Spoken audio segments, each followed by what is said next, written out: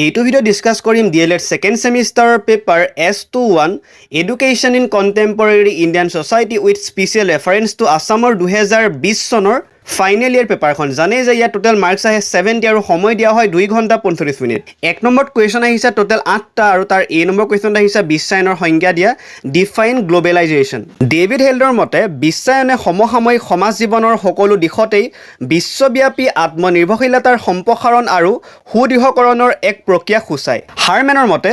বিশ্বায়ন মানে আন্তঃৰাষ্ট্ৰীয় পৰিসীমা অতিক্ৰম কৰি সংঘটিত পৰিচালনা পদ্ধতিৰ সম্প্ৰসাৰণ একে সময়তে ই হৈছে অবিৰতভাৱে সম্প্ৰসাৰিত আৰু সমান্তৰালভাৱে পৰিৱৰ্তিত হৈ থকা সুযোগ সুবিধা আৰু অৰ্থনৈতিক সম্পৰ্ক বি নম্বৰ কোৱেশ্চন আহিছিলে কোন চনত ভাৰতীয় সংবিধানখন গৃহীত হৈছিল উল্লেখ কৰা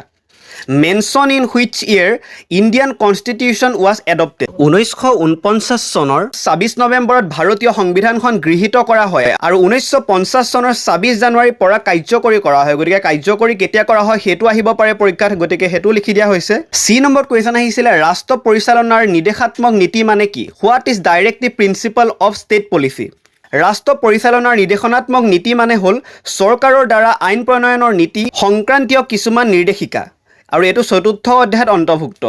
ডি নম্বৰ কোৱেশ্চন আহিছিল যে ভাৰতীয় সংবিধানৰ কোনটো অধ্যায়ত নিৰ্দেশনাত্মক নীতিসমূহ অন্তৰ্ভুক্ত কৰা হৈছে হেতু হ'ব চতুৰ্থ অধ্যায়ত মই ইটো কোৱেশ্চনত ডিসকাস কৰিলো হেতু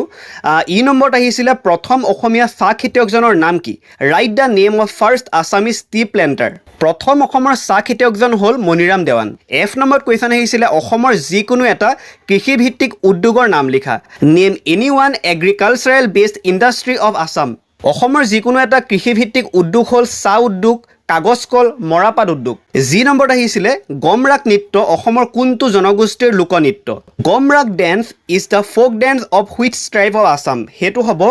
মিচিং জনগোষ্ঠীৰ 8 নম্বৰ কোৱেশ্চন আহিছিল অসমৰ এখন শক্তিপীঠৰ নাম লিখা name one Shakti Peeth of Assam হেতু হ'ব কামাখ্যা মন্দিৰ গতিকে এইটো ভিডিঅ'ত মই শৰ্ট কোৱেশ্চন এটা ডিসকাস কৰিলো নেক্সট ভিডিঅ'ত মই 2 মাৰ্কছৰ কোৱেশ্চন এটা ডিসকাস কৰিম গতিকে যদি এই ভিডিঅ'টো চাই ভাল পালে তেন্তে চেনেলটো সাবস্ক্ৰাইব কৰিব নাপাহৰিব আগলৈ এনেকুৱা ভিডিঅ' পাই থাকিবৰ বাবে